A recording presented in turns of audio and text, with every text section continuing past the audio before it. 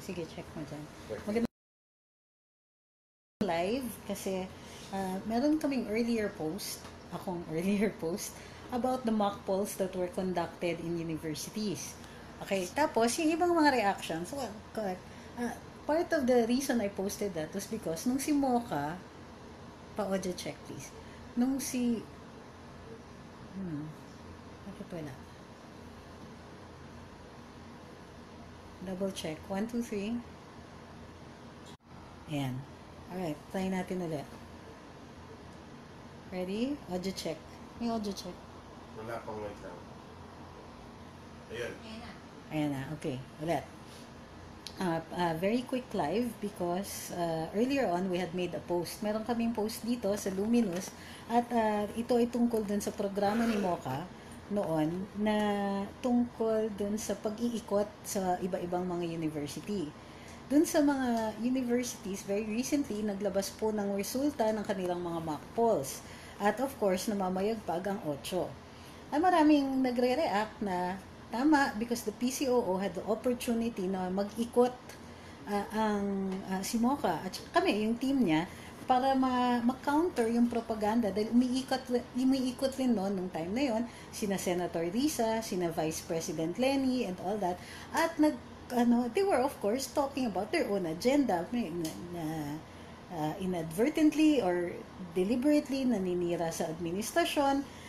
Supposedly they were talking about the EJ case and all of that, and of course paki-double check po yung audio kung okay kasi bago na po yung mic na to, ha. Hindi na ako naka-headset kung papansinin ninyo. Okay, we're trying out a new mic and this is supposed to be a good one. Anyway, ang resulta ng mga mock polls dito sa universities ay of course namamayagpag yung kabilang panig, yung kabilang parlor. Ngayon, kinontrast ko yan dun sa proposal namin, dun sa planning sessions pa lang namin with Mocha's team. Nakalagay talaga dun yung pag-iikot among universities kasi nakita na namin yung problema nun. Bakit? Nag-active recruitment kasi ang kabilang parlor at the time at pinalalaganap yung mga maling impormasyon tungkol dun sa EJ case. Naalala niyo, taon-taon taas ng taas yung supposed body count pero wala silang sources to back it up. And in fact, ang only source na sinasite nila, as usual, was Rappler. Okay. Bakit ko pinost ito? Because I was very concerned dahil may opportunity ang gobyerno na tablahin na ito at the earliest instance. Pero hindi ginawa. Dininay si Mocha ng funding and eventually, umalis siya sa PCOO.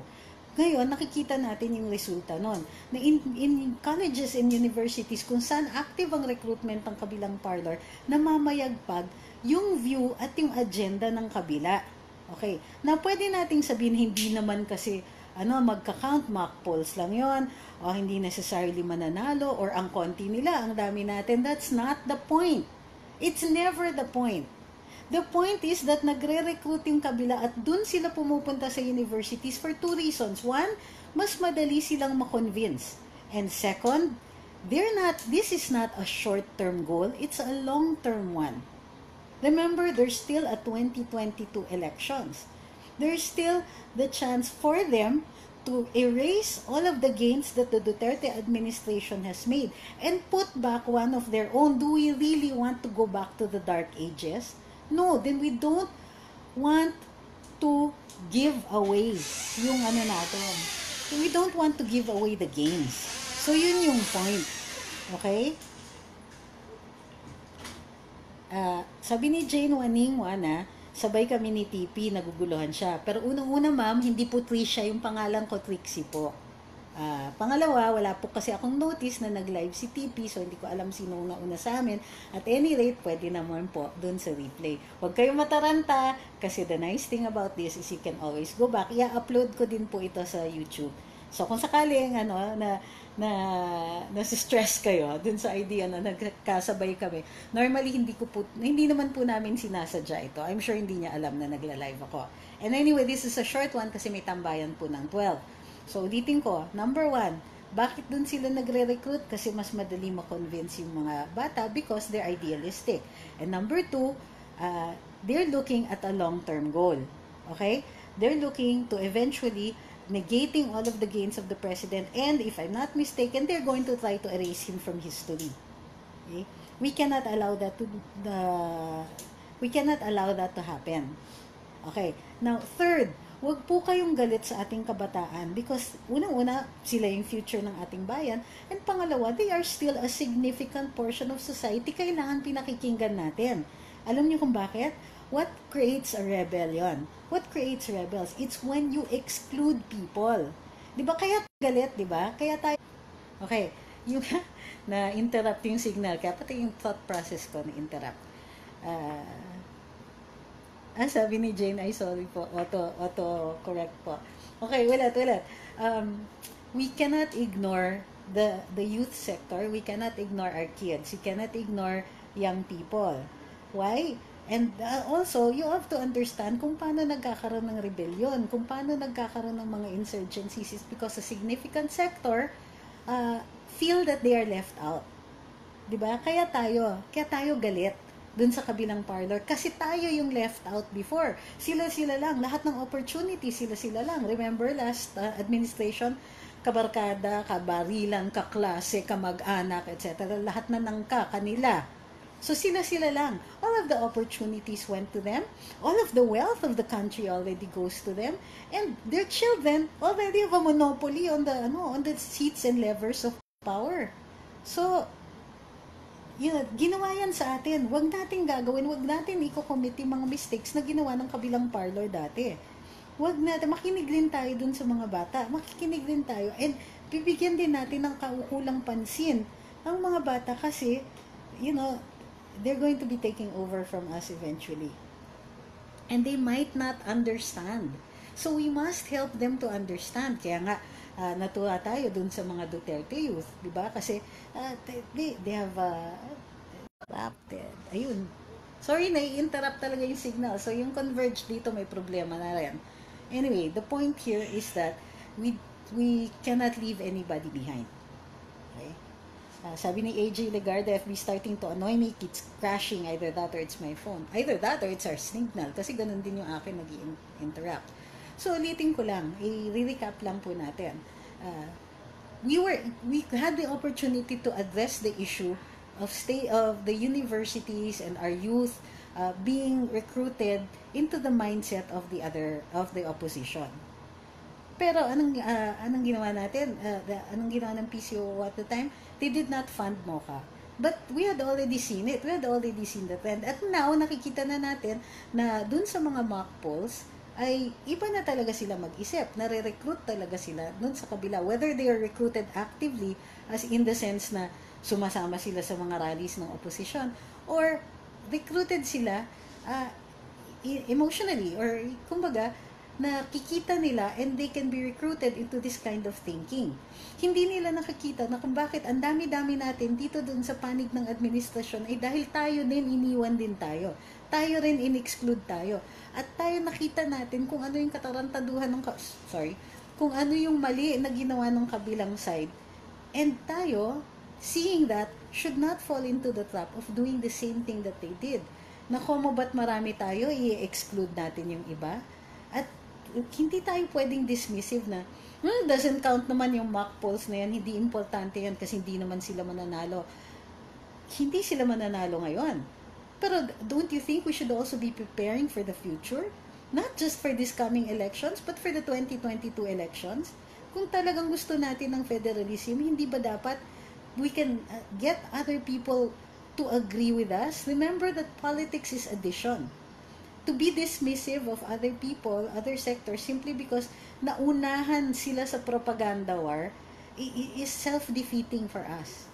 The youth will play an important part in the next elections, and we have to start now. Let's not exclude them. In fact, kahit noon pa, pag nagrarally sila, ako mahaba ang pasensya ko dun sa mga yan. By all means, why don't we let them learn? Diba, by all means, bakit tayo nagagalit sa kanila sa mga ganon? This is how they learn. We have to be patient with the learning process. Sometimes din kasi kailangan makita nila yung isang panig and then ihaharap natin yung panig natin. Pero hindi natin sila pwedeng i-ignore. Ever. We cannot exclude anybody. What we have to be doing is, I get it, na talagang kinokontra natin yung mga argumento ng kabilang parlor, pero at the same time, dapat sinasama natin lahat ng iba. Yung kumbaga, remember always the adage that politics is addition. That we have to get other people to our side. Hindi enough yung kampante tayo na marami tayo. It should always be that we should learn the lessons. In-exclude nila tayo kaya tayo galit. Wag nating gagawin 'yan dun sa ibang sektor ng bayan natin. And let us try to prevent yung mga thoughts or ideas that tend to divide us. 'Di ba? Halimbawa, yung mga destructive yan yung mga tipong kayo kasing mga taga Maynila, ganyan kayo Kasi kayo, anti-probinsya kayo Alam nyo, did it ever occur to you na magkakampi tayo? Diba? Duterte is not the president of Davao City. He's the president of the entire country. And that includes even of people who live in Manila. So, let's avoid. These are pitfalls These defeat the purpose of a united front. A united front that is solid behind Duterte. We should not allow ourselves to implode because of things like regionalism or a bias against the youth or a bias against a particular kind of thinking. Remember that we need to get people also on our side and also on the side of the president, also on the side of the administration. Fighting is good, the argumentation is good, debate is good. But in the end, are we debating with people to make them our enemies or are we trying to get them to see our side?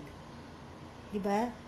There are many approaches to how we're going to consolidate the gains of the president and how we're going to be able to push his agenda and how we're going to be able to change our country so that these, you can call them whatever they want, elite, oligarchs, Aquinos, how we can stop that from ever happening again.